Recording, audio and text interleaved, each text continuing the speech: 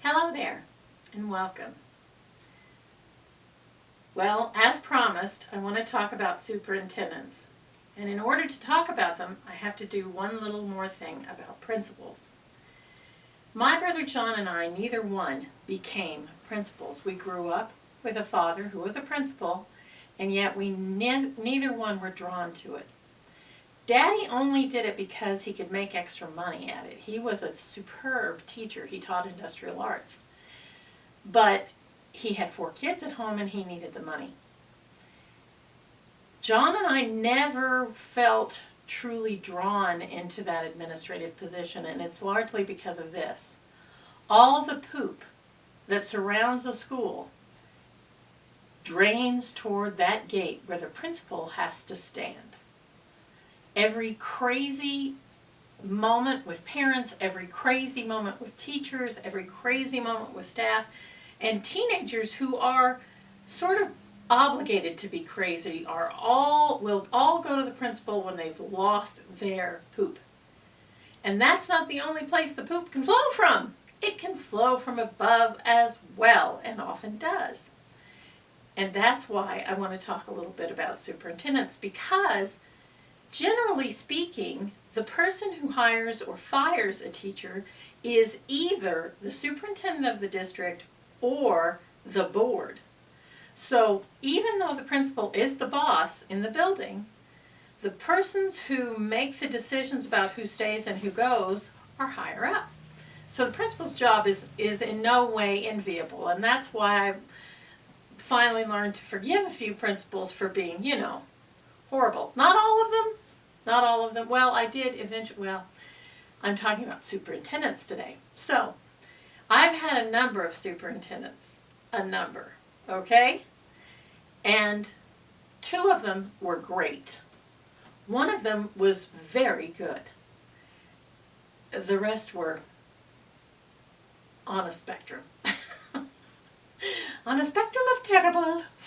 So I want to talk about my first and best superintendent, Dr. Emmett Shockley.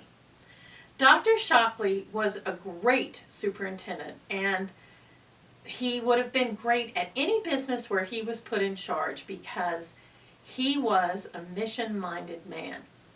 He was clear on what needed to happen in that district, and he made himself essential to that happening. So I'll give you an example of how that's true. When I got hired at Deming, the person who gave me the keys to my room was Dr. Shockley, because he was the school district's locksmith. Every building, every room in that district was keyed by the superintendent. He installed the keys as a locksmith. So when he met us, he was meeting us in 2 ways. One way, in the humble shape of a servant come to make things safe, and the other way, as a supervisor, come to keep things straight. And that, my friends, is so rare in a superintendent that it's worthy of mentioning.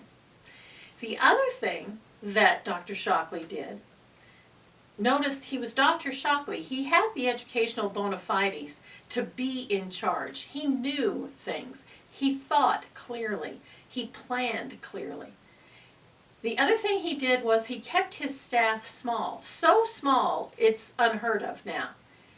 The people who worked at the main office were him, his secretary, and an accountant. That's it.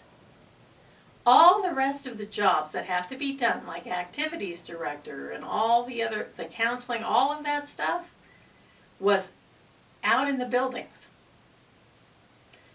So, did he spend his days in his office? No. He was on the ground all the time, going from building to building, keeping track of what was happening in his district. And he depended on his principals to be honest and straightforward with him. He did not pick on people, and he did not have to pretend to be tough or perform acts of toughness. He was tough. It didn't need to be performed. It was apparent in everything he did. Now, I don't know why so many people in leadership positions now think a big part of their job is performance. It isn't. A leader's job is not performance. A leader's job is to lead, to do what's best for the mission and get that mission done. And this very idea that performance is central to leadership is hooey. And school districts have really suffered because of superintendents that think that somehow part of their job is to be a showman or a showwoman. And it's not. The biggest part of a good superintendent's job is absolutely knowing what's going on in the district. And that is supremely important. And Dr. Shockley knew it. He knew it in his bones. He didn't even have to discuss it. The minute I met him, I thought, oh my gosh, wow. If only Daddy had had a superintendent like this his whole career, it would have been amazing. And Daddy had some terrible superintendents. But Daddy and this man, Dr. Shockley, had the same philosophy about their jobs. Their job was to make the mission work. And the whole thing about turning a public face and putting on little performances was not in the menu because it wasn't necessary. And they didn't perform for their staff either. They were themselves with their staff and they were direct with their staff. And if they had to correct somebody, they never did it in front of others. It was always private. It was always respectful of the humanity of the person that had to be corrected.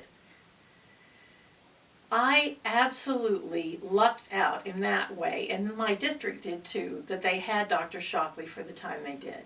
He's no longer there. He's gone. Just like all the other World War II vets, gone, gone, gone. But while he was there, that mission was foremost in everybody's mind. Make a great school. Because from a great school comes a great community. And if we could just get that clear to some of the people in charge of different places, it would be wonderful. Great schools make great communities. They feed the whole system. And so if you can focus on that mission and get that mission done, it's awesome. That's it for today. I hope you have a glorious rest of the day, and I hope you see me again, you gorgeous people.